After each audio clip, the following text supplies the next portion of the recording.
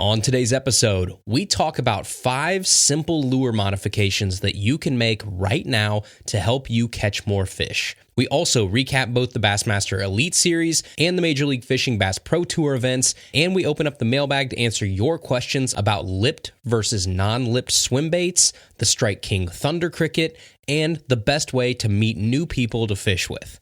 All that and more in this episode of Tackle Talk. Hello, everybody. I'm Bill Dance, and you're listening to Tackle Talk. Welcome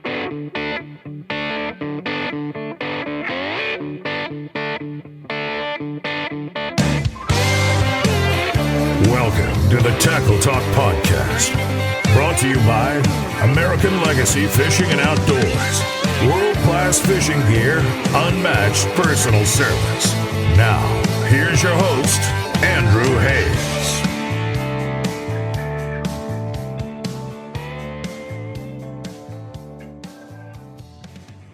Hey everybody, welcome back to another episode of the Tackle Talk podcast. We have a great show for you today, but first, we are brought to you in part by American Legacy Fishing and Outdoors. And you know, ALF should be your first stop when you're looking for new rods, new reels, baits, line, whatever you need. You know they have a great selection of new gear, but they also have the internet's best selection of used gear. It's a really cool thing about American Legacy. You're not going to find anywhere else a huge selection of used rods, used reels that they're updating all the time. So like right now on the website, you can find used Poison Adrena rods for like $233.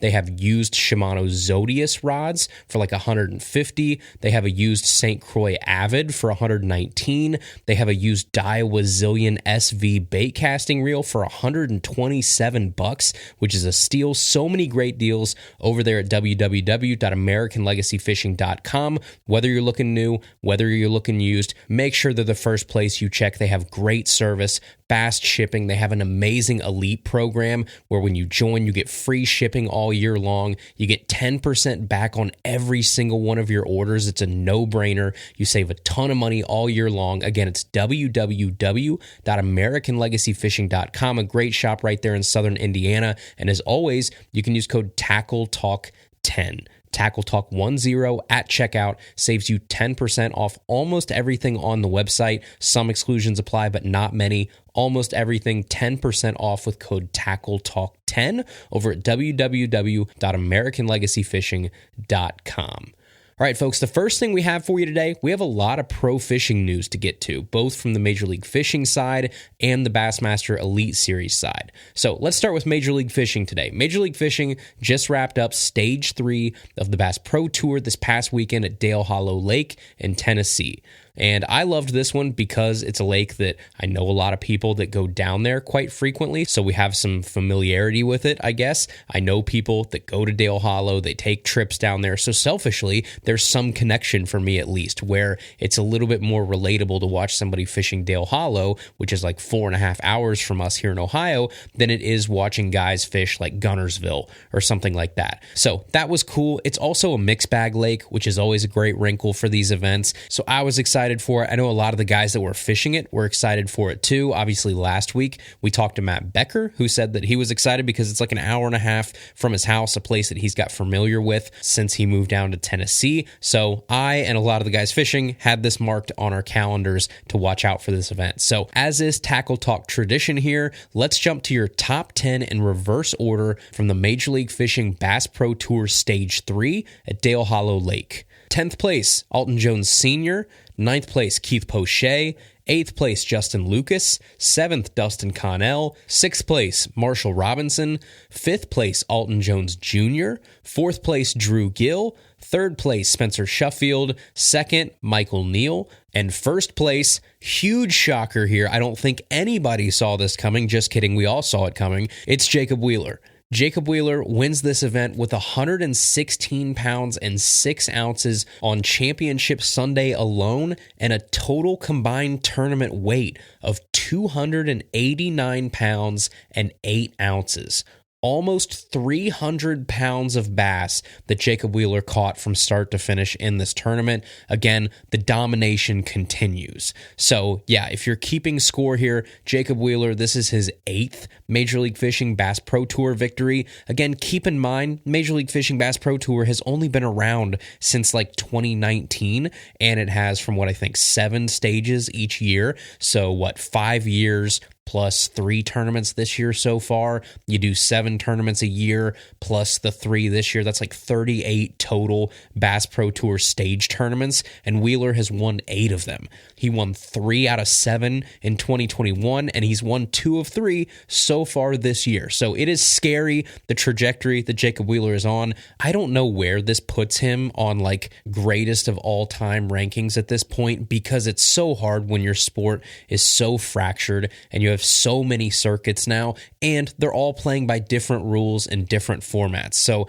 that makes it tough. But man, it is like Major League Fishing's version of Tiger Woods in his prime. That's the type of domination that we're seeing right now on the Major League Fishing side with Jacob Wheeler. So I'll let him put it in his own words here. First, I do have a clip from before the win. This is Jacob on the dock before takeoff, joking around. And I think this is kind of a funny video, because in this video, he's kind of making fun of other anglers too that do those videos that we see every single morning before takeoff, where they're like, hey, this is Joe Johnson out here. We're about to take off for day 2 here at Dale Hollow. You know, I'm looking for 5 key bites, blah, blah, blah. Like all that stuff that you hear those guys say on the dock every day. So he's kind of making one of those videos, but he's also poking fun at like people's distaste for the forward-facing sonar dominated events that have nothing but a jig head minnow being thrown. He's making fun of the internet's criticism of the lack of versatility of some of the anglers that do that event in and event out. So here's the video that was posted from the Rapala Instagram before takeoff at the dock with Wheeler. Hey guys, welcome back. Welcome to another minnow shaking derb. I got my right here. This is that mooch minnow, and then freeloader. People say I'm not versatile. I got 2 of them rigged up, ready to roll, and I'm excited for today out here on Dale Hollow. So there you go. Seems loose, you know, having some fun, poking fun at things that are out there in the bass fishing world. I like that. I like when guys can kind of let loose a little bit, have a little bit of fun, be a little self-deprecating. I enjoy that kind of stuff. Fishing sometimes gets really stuffy, and some of these younger guys or people, you know, that are out there that can have a little bit of fun with it, like, I think it's great. I think like Alton Jones Jr. is really good at this, where he'll put out videos, or Kyle Patrick will put out videos where they're just internet-y, kind of fun, goofy videos that you don't see a lot of other guys doing, because a lot of other guys are very, again, the serious, like on the dock, you know, well, you know, wind's coming out of the northwest today, you know, I'm really hoping to go out here and make my sponsors proud. I'm going to go out here and we're going to give it our all, you know, we're going to try and make something happen here. It's like, those are the videos we're used to seeing. And then you have someone like Alton Jones Jr. posted a video on Instagram, like maybe a day ago, where he's in the boat, he catches a fish and like turns to the camera and does some really internet-y meme type thing, right? It's like, I think streamer sketch or something, where he's like, what's up, brothers? You know, like Tuesday. Like, that's very, again, subculture internet type feel. That's the stuff that the internet is made for. So when you're posting, you know, fishing videos and stuff on the internet, have a little fun with it. So I like that kind of stuff. This was obviously from Rapala, but this kind of stuff I wish we had more of, and I wish people could take themselves a little less seriously. And I hopefully think that maybe we're moving more into that as anglers realize, oh, I do have to have an online presence. I do have to have a brand. I do have to have something to me other than my, you know, 45th place finish in last week's event, right? There's so much more to fishing now, and you do have to be online. So I like this kind of stuff. But then, obviously, fast forward, we go from that guy that was goofing off on the dock before takeoff to this. All right, 30 seconds. I gotta go get over here close to the wife, you know. This one's, she's out here. You know, family is everything, man. Family's everything. My little girl's here. My little boy's here. And thankful for a great tournament. I really am. 5, 4, 3, 1, line down. It's another Wheeler win. Thank you. I'll hop on here, Leash. Come on. Good job, my dude. That was awesome. Oh, no. That was awesome. Gosh, dang. Great job, Jacob. Thank you guys so much. job. Thank you all. Thank you all for following me along. Had a group of people follow me all week long. Shout out to everyone from day one. I think I had 4 or 5 boats following me. A lot of these anglers know I spend a lot of time up here, so I come up here in that winter time, and it's cool to have so many guys, and the support is real, man. It's just the love is real, and I truly appreciate.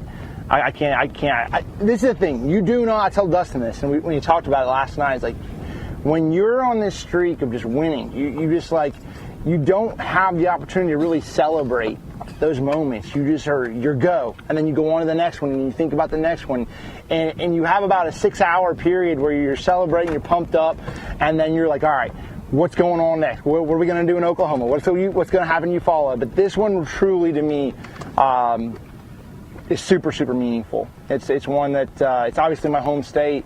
In addition to that, obviously, it's one that's really close and near to my heart. So, yeah, we did it. Give me some dap, man. Heck yeah, it's dap. Oh my gosh. Dang. It is Bass Pro Tour win number 8 in his career and number 2 in 2024 for Jacob Wheeler at the Power Stop Stage 3 Dale Hollow, presented by Mercury. So there you go. I don't know what else to say because we've said it all 1,000 times at this point, 8 to be exact, but there's a lot more coming, I'm sure. There are a few guys on the Major League Fishing Bass Pro Tour that are just scary dominant right now. You have Wheeler at the top, I would say. Right under him, you have Dustin Connell that's really kind of come into his own the past year or so and is a force to be reckoned with on any given event. And then between those two, I would say if you're taking bets on Major League Fishing, it's probably Wheeler and Connell versus the field if you want to have like a fair way to bet and have even odds. And then you've got people like Matt Becker, you've got Drew Gill, Alton Jones Jr. that are right there behind them and are a threat again any given week. They could be out there dominating these events too. And it really seems like that's where the future of MLF is going. Those handful of guys, those 4, 5, 6, 7 guys that consistently seem to be in the top 10. Michael Neal is another one of those. Spencer Sheffield is another one of those. There are a core group where like your top 10 seems to be pretty consistent in a lot of these events. So kudos to Jacob Wheeler, Major League Fishing Bass Pro Tour victory number 8 at Dale Hollow Lake in Tennessee. All right, next here, we also had the Bassmaster Elite Series that just wrapped up their event on the Harris Chain down in Florida. And they actually wrapped it up yesterday, if you're listening to this on Tuesday, because Thursday was postponed due to weather, which means instead of Thursday, Friday, Saturday, Sunday, which is what these tournaments normally are, it went Friday, Saturday, Sunday, Monday, being the championship round. So let's jump into your top 10 here in reverse order from the Bassmaster Elite Series at the Harris Chain. 10th place, Brad Watley. 9th place, Jason Christie. 8th place, Ed Loughran. 7th place, Joseph Webster. 6th place, Trey McKinney. 5th place, Jordan Lee. 4th place, Tyler Williams. 3rd, KJ Queen. 2nd place, JT Tompkins. And 1st place, John Garrett. All right, so first things first here, a huge congratulations to John Garrett on his commanding victory with a margin of victory of over 10 pounds, a beatdown that John Garrett put on this tournament. And before we get into some explanation here, let's go to the Bassmaster stage for the big announcement. And that leaves us with one angler. He has led this tournament since the very first day. He's a former Bassmaster Classic qualifier. He's a former Strike King College Bass champion. In his 3rd Bassmaster Elite Series event, this Elite Series rookie is trying to go wire to wire from Union City, Tennessee. Get loud for John Garrett.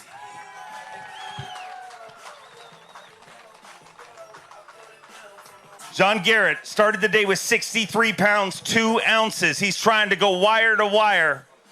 He needs 10 pounds, 11 ounces. Flippity flop. What has he got? 21 pounds, 3 ounces. 21-3. And Garrett goes wire to wire and wins the Lawrence Bassmaster Elite at the Harris Chain.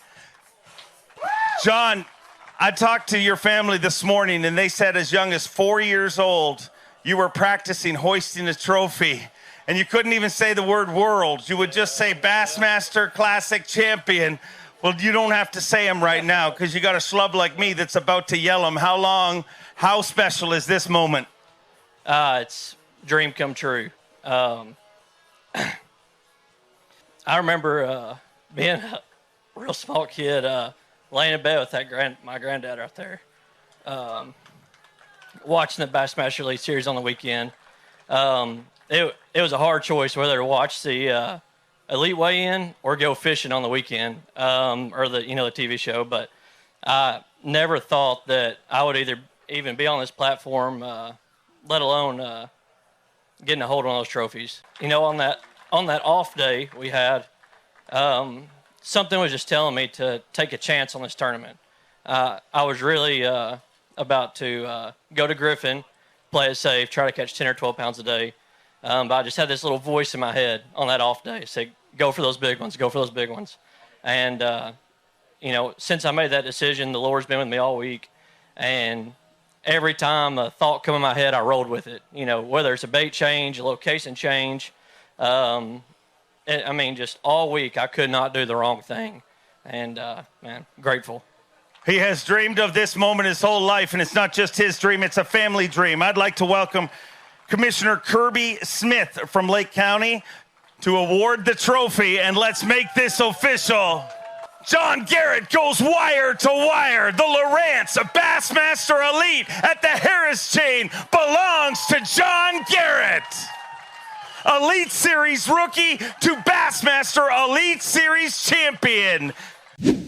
All right, everybody. We'll get back to the episode here in just a second, but before we do, we are brought to you in part by Mossy Oak. And there is a reason why you'll see the best anglers in the country wearing Mossy Oak fishing apparel. I'm talking Kevin Van Dam, Hank Parker, Ott Defo, Greg Hackney, Brandon Polnick, Gerald Swindle, Jordan Lee.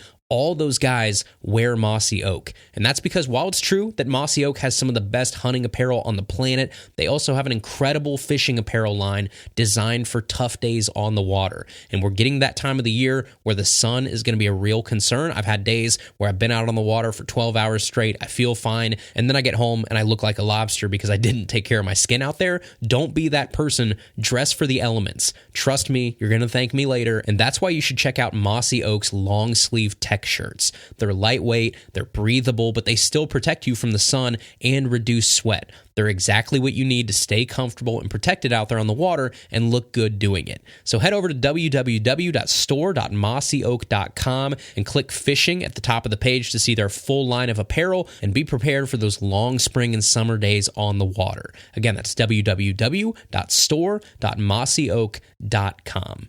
All right, let's get back to the episode here. So awesome stuff from John, and your overarching theme here from this week, again, is the rookies. So if you look, 4 out of the top 6 from this event are rookies. Out of 103 anglers, 4 of your top 6 are rookies from the Elite Series, which is nuts. So the youth movement in the Elite Series is real this year. Yes, there are some people who aren't too happy with that. Yes, there are some murmurs, I guess, of things between like the young guys and the older guys, whatever. But overall, the rookie class this year is dominating. And it's not just this event. Last event at Lake Fork, Trey McKinney won. So that's 2 out of 3 events this year so far have been won by rookies. But here's the staggering thing.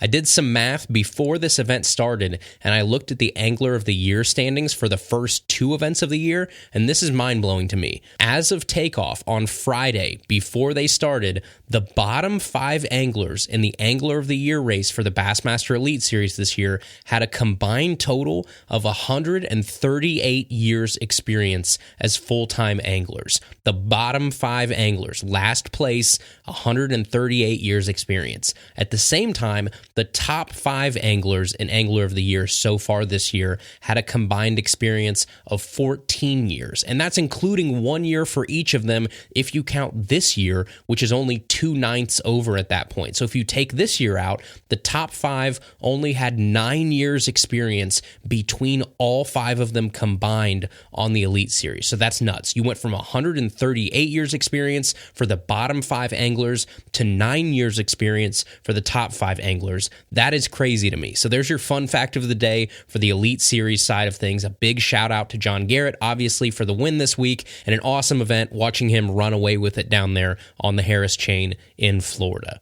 All right, everybody, the next portion of today's episode here is going to be the main portion of the episode, and it's going to be 5 simple lure modifications that you can make right now to baits in your tackle box to adapt to certain situations and to give your lures a completely new look or action. So lure modifications obviously are nothing new. Honestly, I think that's one of the fun parts of bass fishing is tinkering. I'm a tinkerer. I love to tinker with things and try and customize them and personalize them to my liking or to better solve a problem. It's just how my brain works. That kind of thing is fun to me. And sometimes that takes the shape of a really big project like kayak rigging, for example. I had the most fun last year rigging my new kayak and laying out everything just how I wanted, trying to find solutions to problems with that specific kayak that I bought. Like, for instance, like the lack of foot steering options or lack of places to even run cables for foot steering, or how to run foot steering without interfering with the existing Mirage pedal drive. So that let me get pretty nerdy and come up with solutions that I don't think I've seen anywhere else on the internet for the Hobie Outback. Maybe we'll do a video on that at some point, but that's neither here nor there. The point of this is sometimes those type of things where you're customizing and you're modifying and you're really trying to make something very specific to you and your situation can be very big. It could be rigging a boat or a kayak, or it could be something as small as changing something on a crankbait or a soft plastic crawl and modifying those kind of mass-produced baits to be a little more personalized and specific to the conditions that you're fishing. So that's what we're going to talk about today. We're going to jump into 5 easy lure modifications that anybody listening right now can make. And I think that's the key word, easy. I don't want this to be like, on a 1.5 square bill, you drill a 1/16 inch hole 2.7 millimeters from the bill at a 12-degree angle, and then you insert 3 strands of unicorn hair and blah, blah, whatever. Like, we're not doing that on this episode. I want simple, common sense things that you can do to mass produce baits to hopefully help you catch more fish. So the very first thing here on our list of 5 easy lure modifications is going to be adding suspend strips to things like jerkbaits, crankbaits, and swim baits. So first off, what are suspend strips? Suspend strips, like the ones that are made from Storm, for example, or the ones that I use from time to time, are removable adhesive weights that alter the buoyancy and action of your lure. So they're just what they sound like, little sticky strips that you can put on the underside of your lure to make it sink more. And you might be thinking, well, why would I want to do that? Well, let's take a look at like 3 baits that we just mentioned here a second ago: jerkbaits, crankbaits, and swim baits. I think the most obvious one is jerkbaits. So say you have like a floating jerkbait and you wish it was a true suspending model. Well, now you can make it a suspending model just by adding the right amount of weight from those suspend strips to a floating jerkbait. You can actually make it perfectly suspend. So the same thing could be said for a suspending jerkbait. Maybe you wish it was a slow sink. Well, now you can make it a slow sink. Add a suspend strip or 2 to the belly and boom, it starts to fall very slowly versus perfectly suspending. So say you're fishing a brush pile in 10 foot of water, your jerkbait only dives to 5 or 6 feet. A suspend strip could let you get down to that brush pile where that stock jerkbait just couldn't get to. So that's the beauty of suspend strips and altering the sink rate of your bait. Now, the same could be said for something like a big swim bait or a big glide bait. So if you want to make that bait sink or run a little bit deeper, suspend strips are a great way to do that. Yes, you can also wrap wire around the hooks to weight it down if you want, but suspend strips keep those hooks clean. They're very easy to put on and remove kind of on the fly. So even for crankbaits, if you really wanted to maximize the running depth of a crankbait, suspend strips or suspend dots or tape or whatever you want to put on there can help weigh it down a little bit. Now, the bill is still going to do most of the work digging down there, obviously, and I'm not saying that a suspend strip won't mess with your action, because it 100% can mess with your action. So crankbaits are a little less popular uses for them, but you can do it. Now, is it going to make a DT6 go down to a DT16? No, it's not going to do anything like that. But if you want to maximize kind of the bottom end of that running depth, suspend strips can't hurt. So there's modification number 1, is adding something like a suspend strip to a floating, suspending, or sinking lure to help adjust the running depth or the rate of fall. So suspend strips can be found from a few different makers. Storm is a big one that makes them. They offer 70 strips, I think, for $5.99. Very cost effective. I know Bait Sanity makes some that you can get for like 20 strips for $9.99. Zappu makes Zapboard weights, which are 8 for $12, I think. Pretty expensive. And then I know Lunker Hunt makes what they call a stick kit for $11.99. It has 36 pieces in it. So a couple options there. Storm is by far and away the most cost-effective option, but that's number 1 on your list, adding something like suspend strips to your bait. So that's number 1. Let's go to number 2 here on our list of easy bait modifications, and this is a very simple one. It's a Sharpie. Specifically a black Sharpie, but there's no rule that says you can't use other colors too, but I like to keep a black Sharpie in the room where I work on and rig a lot of my baits up so that I can add a little darker color to almost any bait that I need. Now, the flip side of this is going to be there's probably people listening like Mark Sexton over at Berkeley that would probably pull their hair out knowing that I'm drawing on baits with a stinky Sharpie that probably emits all kinds of smells under the water that fish probably don't like, have been tested to don't like. I understand that. But in terms of visibility, this is a cheap way to add dark colors and tones and markings to your baits. A regular old Sharpie is tough to beat. So a perfect example would be like if I wanted to add a black shad dot to a silver paddletail swim bait, something like that. Most shad have a distinctive black dot on their sides. Most paddletail swim baits that are shad colored do not have a black dot on their side. They're like a solid color. So aside from just making your bait more natural, it's adding another point of contrast. We talk about that a lot on this show. It's something that I really like with my baits. I like there to be contrast in my colors. I think that's a natural thing. I think it makes it look better under the water. I think fish key in on that sort of contrast. So I'm a firm believer in that. So under the water, a black dot on a silver background probably means shad to predatory fish just in terms of the look at it. It also gives them a black dot on a contrasting background. So another example would be like in very stained or muddy water, I like to use a lot of chartreuse baits, but not an all chartreuse bait. So if I get a little swim bait or a little Ned rig or something and it's all chartreuse, I want there to be that contrast on it. So what do? I draw on the back of my swim bait, or I draw on my Ned, or I draw on my crankbait and give it that black back that we've come to know and love. Why do you think a chartreuse blackback 1.5 is one of the best selling square bill colors of all time? It's that chartreuse to black contrast. So whenever I need some definition or polarity of the color of my baits, drawing your own darker contour lines and markings is a great way to help you do that and stand out under the water. So for that reason, simply drawing on your bait with a Sharpie is going to make our list here at number 2. Now, number 3 on our list of easy bait modifications is going to be changing out your treble hooks. And we're going to put this on here for a few reasons. First is because a lot of cheaper baits out there are cheap for one big reason, and it's the hardware. That is the biggest difference between a $2 bait and a $10 bait is going to be the hardware. Good hooks cost money, so when you buy a bait with better hooks on it, the manufacturer is going to pass that cost on to you, the consumer. That's why that bait costs more. Vice versa, if you buy a cheap bait with bad hooks on it or bad hardware on it, then the manufacturer can offer you that lure at a lower price. It's pretty simple economics there, but that means that if you're like me, if you have a weakness for cheaper lures and for being frugal with your gear, then it's always a good idea to look skeptically at your hooks and change them out when needed. Now, some baits, that might mean changing them right out of the box, especially if it's a strength issue versus a sharpness issue. If it's just a tendency to bend out and cheap hooks, then you're going to want to change those right out of the box. The other side could be hooks that just don't stay sharp. They come out of the box sharp, that's great. They're good for a couple fish or a couple times banging up against rocks or whatever, or wood, and then all of a sudden they are dull as can be and they don't want to sharpen back up and bounce back like those better hooks would. So in that case, maybe you need to change those stock hooks after a couple weeks,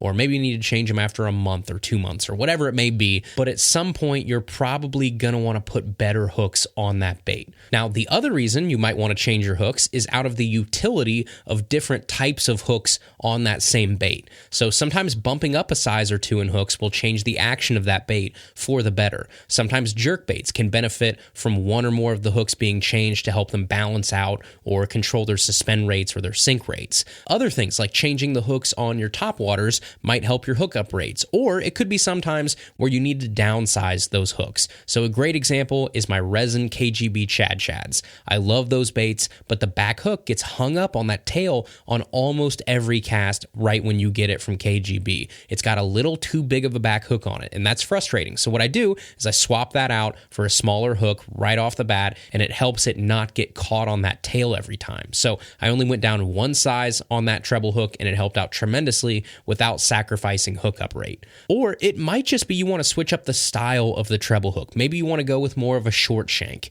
Maybe you want to go with more of an EWG style treble. They make those. There's all kinds of different types of treble hooks for a reason. Again, maybe in a future episode we'll dive into those. But for now, changing your hooks is a great, simple way to modify your baits.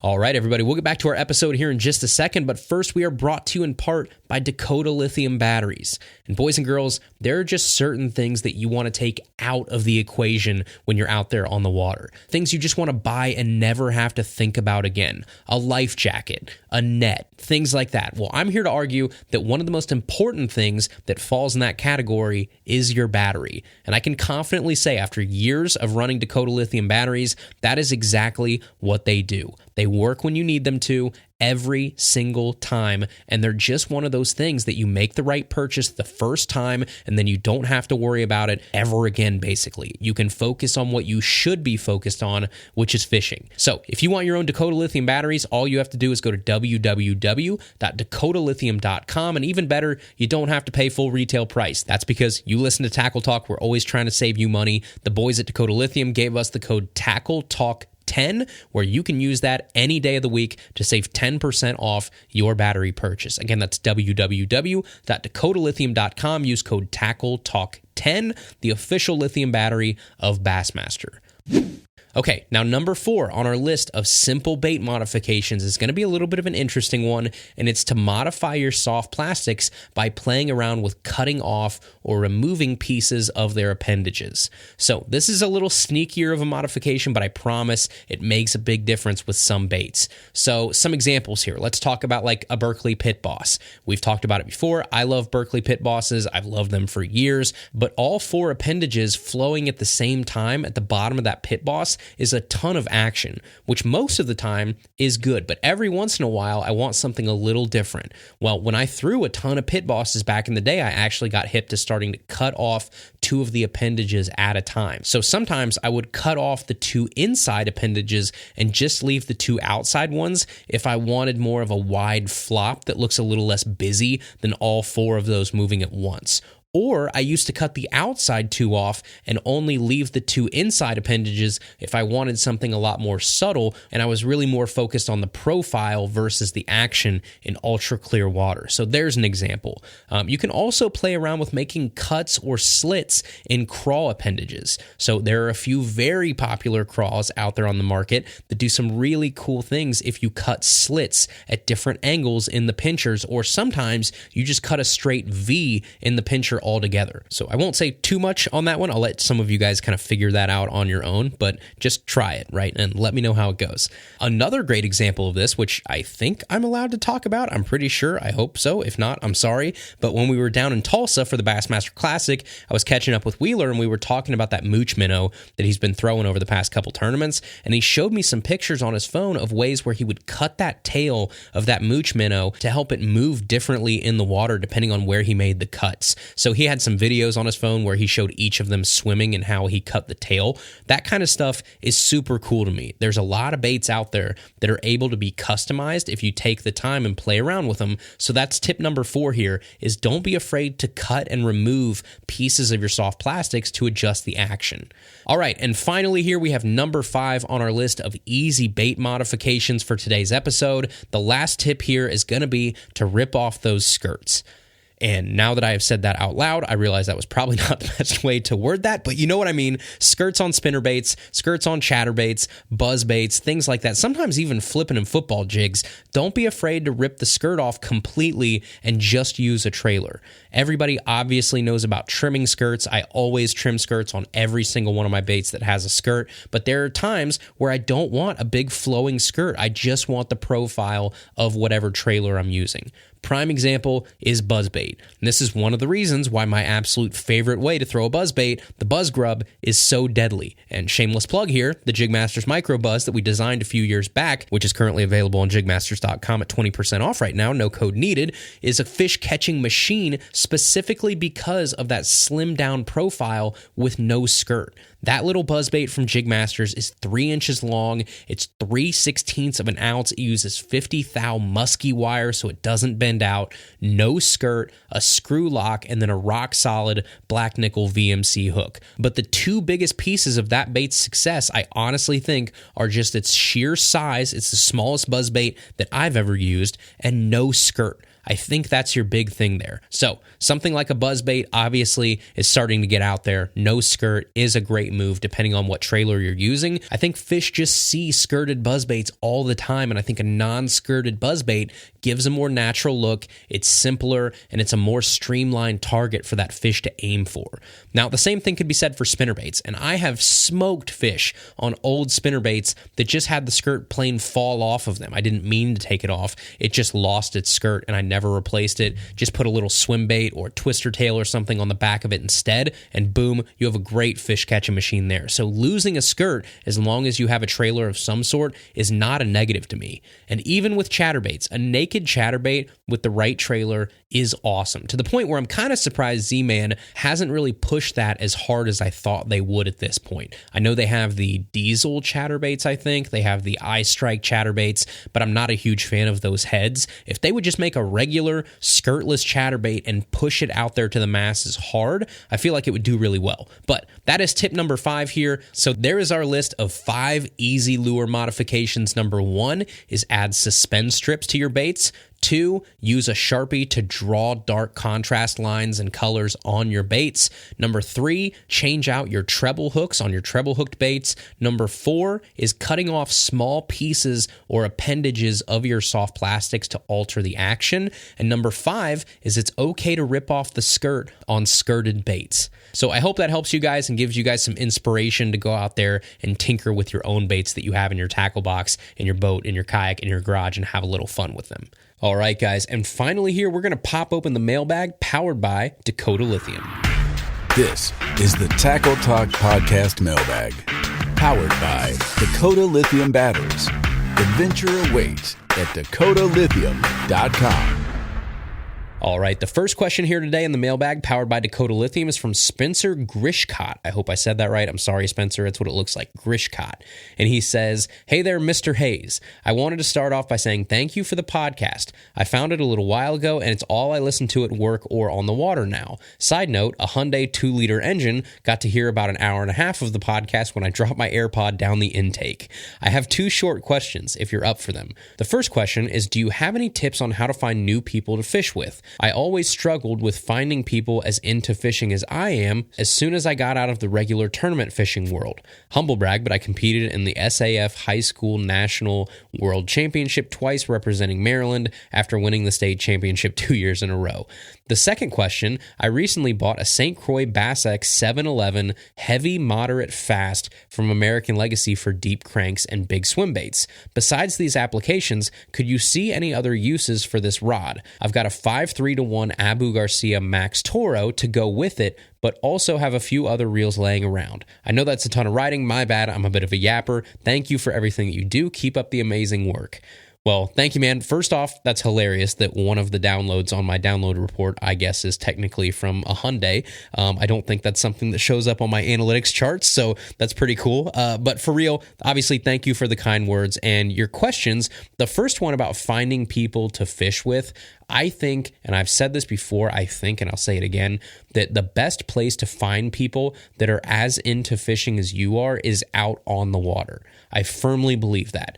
internet, YouTube, whatever. Like there's all kinds of places that I'm sure people find people to fish with. My best friends that I've made that I go fishing with consistently, I have met out on the water. So like my buddy Ryan that I fish with almost all the time, met him out on the water. People that I fish with, 3, 4, 5 times a year that we try and stay in touch with, I met while out fishing on the water. So while I'm in the kayaks, while I'm beating the bank, they're in the same spots that I am. Obviously, they know what's up. We're going to be kind of on similar levels because they've found the same stuff that I've found. And also, you actually get to look at them and watch them fish before you approach them or start this friendship, I guess, right? You can watch somebody, and if you see them over on the bank and they're out there throwing a Zebco with a minnow on it, like, then that's fine. There's nothing wrong with that. But if you're a hardcore bass angler, that person's going to be on a different level skill set wise than you are, and you can see that very clearly. If they're dangling minnows off of the Lowhead Dam and they're just catching catfish or whatever and taking them home and eating them, that's a different type of fishing than what you're going to want to make a friend to do, I guess. So the other flip side of that is if you're out there and you're watching some guy wing a bait caster around and he's wearing out fish on a jig or a spinner bait or top water or something like that, then you say, okay, this is somebody that likes the same thing I like. They're kind of same skill level wise as I am, and that's where you kind of get a little bit of intel before you approach this person or before you decide that, hey, this is someone that I want to kind of add to my contacts here and I want to fish with from time to time. So I like that. I like meeting people in person. I'm a very old school person. Like I like meeting people. I like talking to people. I like, talking to them in person, or if I have something to tell somebody about, I'd rather call them on the phone than text them. Like I just like personal contact. I like meeting people the old-fashioned way, and I really think there are a lot of benefits to meeting people out on the water while you're out fishing versus trying to find somebody online or through mutual friends or whatever, and then you get out there and it's awkward and you guys are just on completely different playing fields. So that's my answer to your first question. The second question you have is about that specific rod. So you said you had a St. Croix Bass X 711 heavy, moderate, fast. So you said you're already using it for big swim baits. You said deep cranks you're already using it for. Both of those make perfect sense. More moderate action, long, beefy rod. It's right in the wheelhouse of both big swim baits and deep crankbaits. Other than that, the first thing that comes to my mind is an Alabama rig. That would probably be a killer rod for big, heavy A rigs if you do dabble in those from time to time. Other than that, you might try it for heavy chatterbaits in open water, as long as you're not around really crazy weeds. Something like a 1/2 ounce chatterbait or heavier, big chatterbaits. You might like that moderate fast action. I know I do from time to time. So those would be the two things I would point you to. The other thing, I know you said that you use it for big swim baits, but to me, that means a big multi-jointed swim bait. I think there's a big difference between a multi-jointed swim bait and then a single jointed glide bait, or a big soft bait like a mag draft or a HUD or something like that. I would say you could use it for all three of those. The only thing with a glide bait, I personally think for me that rod would be too long. I've been searching far and wide for the past probably 6 months for the perfect glide bait rod. For me, I landed on one. I really like it, but it surprised me the rod that I landed on. And we're going to talk about this in a future episode, so I don't want to say too much right now, but spoiler alert, the rod that I landed on is 7 foot in length even. It's not 7'1", not 7'3", not 7'6", not 8 foot, not a big swim bait rod. I landed on a 7 foot rod that I liked the best for heavier single jointed glide baits like a Taxi Shad or a KGB Chad Shad or something like that. So it all depends on your preference, but that 711 could be great for not just those big swim baits, but also for glide baits if you try it out and you like it that way. But for sure, try it with A-rigs. You might want to try heavy chatterbaits on it, and then other than that, you're right in the wheelhouse with what it's supposed to do with the big swim baits and then the big deep cranks. All right, everybody, we'll get back to our episode here in just a second, but first we are brought to you in part by RTIC Coolers. And did you know that RTIC is now available at some of your favorite stores like Walmart and Lowe's?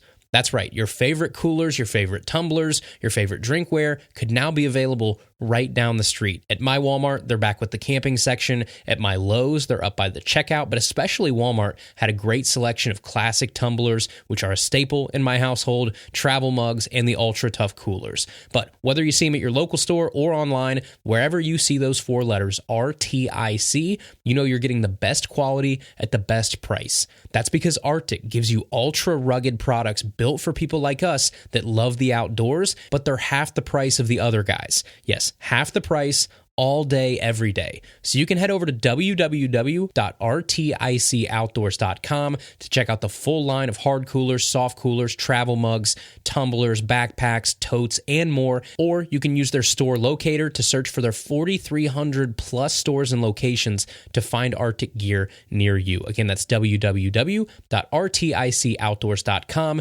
Keep the adventure going with RTIC.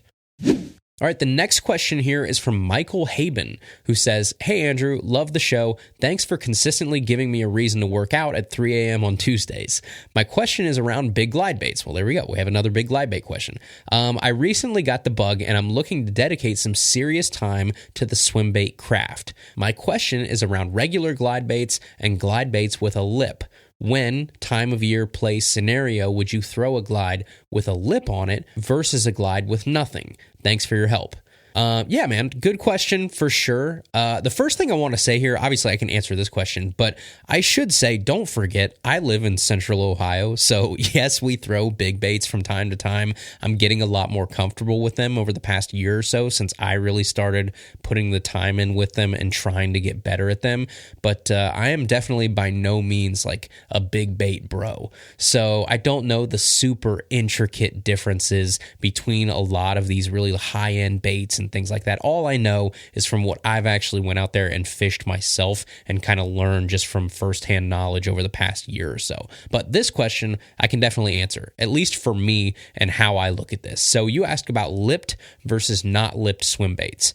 For me, 95 to 99, almost 100% of the time, I'm throwing glide baits with no lip on them, 0 lip.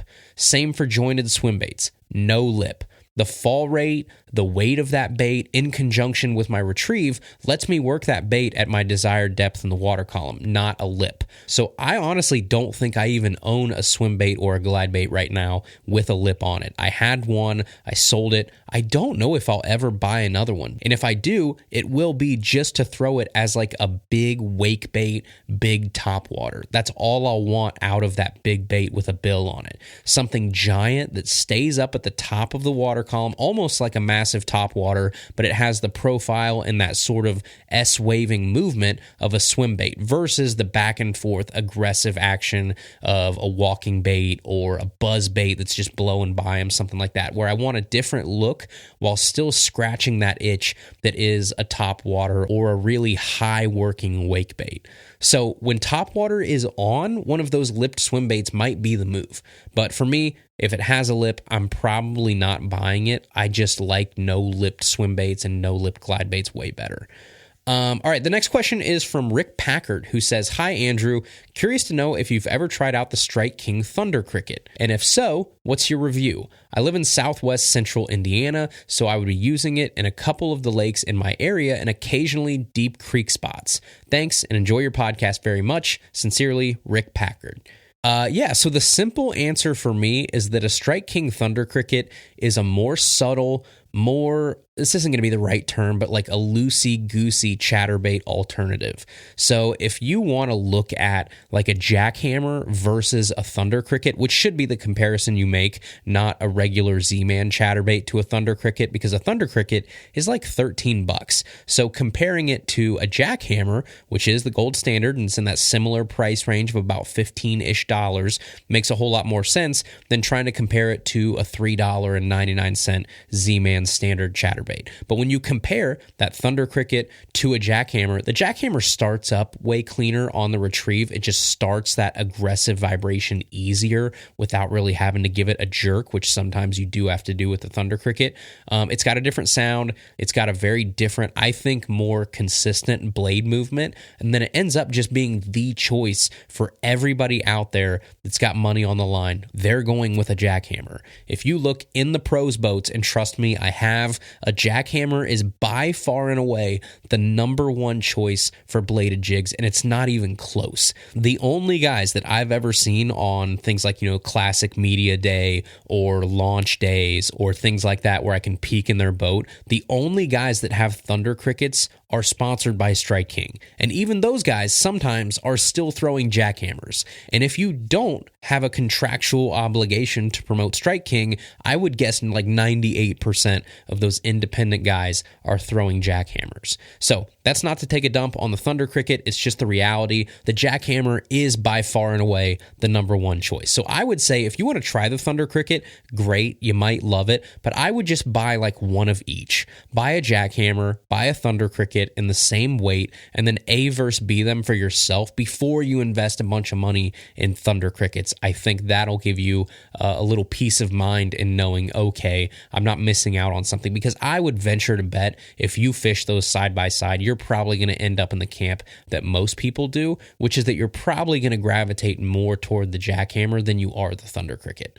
All right, the last question here is from Michael. Again, another Michael, but this time Michael Cunningham. And it says, "Hey, Andrew, my name is Michael, and I'm a teen angler from Massachusetts. I normally fish out of my kayak with no electronics, and I'll be doing some pre-fishing in the upcoming week for my first ever tournament. For the tournament, I'm being paired up with an adult boater, so is there anything that I should look for during pre-fishing, or do you have any helpful tips in general for a tournament first-timer? Love the podcast and appreciate you taking the time to read my message. Thanks again, Michael." Hey, man. Well, first off, that's awesome. It's cool that you're really getting into the tournament side of things and at least trying it out. I think that's something everybody should do at least once. You might love it. You might not love it. I kind of tended to be in the camp where they're fun every once in a while just to get your blood rushing, but also I don't want that to be my primary way of fishing. Fishing is supposed to be kind of the opposite, at least to me, of what tournaments are. Tournament is high pressure, money on the line. I'm not having fun if I'm not doing well. I'm worried about a lot of things. I'm second guessing myself. You're really in a different headspace than you are if you're just out there trying to fish, trying to get better, trying to make memories, trying to enjoy the day and really kind of hone your craft. You don't really do that in tournaments, at least to me, because there's too much pressure on the line. So your question that you asked, at least to me, I would turn more into a question about how to be a good co-angler, because I think that's kind of what you're asking, right? What do I do? This is my first time tournament fishing. Is there anything that I should know? So if you're going to be hopping in the boat with another adult boater, usually the boater is the person that controls where you go.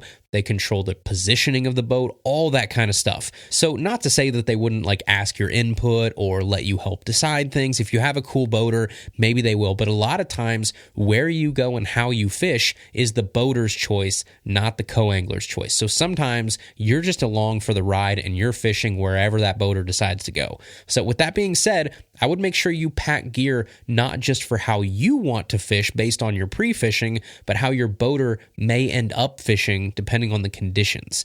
So an example would be say you go out and you pre-fish and you decide that crawling a shaky head on, a steep rock wall is the move, and you found the bite and it's great. Well, that's awesome. I'm glad you found that out. But if you get to tournament day and your boater says, nah, I figured out a frog bite last week and we're going to go back in the pads and we're going to go frogging. Well, if you only pack stuff for your shaky head bite, which would be a spinning rod and 10-pound braid, you're going to have a heck of a time when this boater decides, nah, we're going back in the heavy pads and we're frogging. So you have to be versatile. Now, don't bring too much tackle, because that's a whole different story, right? You don't want to bring your whole tackle collection. Bringing too much stuff as a co-angler is also a no-no, but just bring what you need and bring enough to be dangerous in different situations that may arise. So bring your most versatile combos, bring an assortment of baits, not just what you think that you'll be fishing, but things that you might end up fishing, things like that. I would also say, depending on the type of tournament you're in, depending on who you draw as a boater, I would obviously make sure that you offer them some gas money. I would bring snacks. I would bring, water, that kind of stuff for yourself. I would pee before you get into the boat, right? Stuff like that, kind of common sense stuff. I would dress for the weather. I would make sure that you never cast too close or, up to the front of your boater's cast, right? You are fishing behind the boater. You are not equal to the boater in most of these situations. It's just, again, common courtesy. So be prepared. Don't put all your eggs in one basket based on what you find pre-fishing, because it could be a totally different thing on tournament day and you're just at the mercy of that boater. Now, I would also say, like, that's for a regular tournament. So I don't know the dynamic of what you're about to fish. I don't know if this is a true regular tournament. I don't know if this is like adults and teens going out for a fun derby and they're more mentoring you, that kind of thing. This could be a whole totally different dynamic than what I just explained. But what I'm telling you is for the few tournaments that I've fished and kind of your normal tournaments that you're going to go out there and be a regular co-angler. So I hope that helps. Enjoy yourself. I hope you have fun at your first tournament. All right, everybody, that is today's episode. Thank you guys so much for listening. I appreciate you guys a ton. As always, find us on the web, tackletalkpodcast.com. Shoot me an email, tackletalkpodcast@gmail.com. Find us on Instagram, find us on Facebook, find us on YouTube at Tackle Talk Podcast. And we'll see you right back here next Tuesday for another brand new episode of Tackle Talk.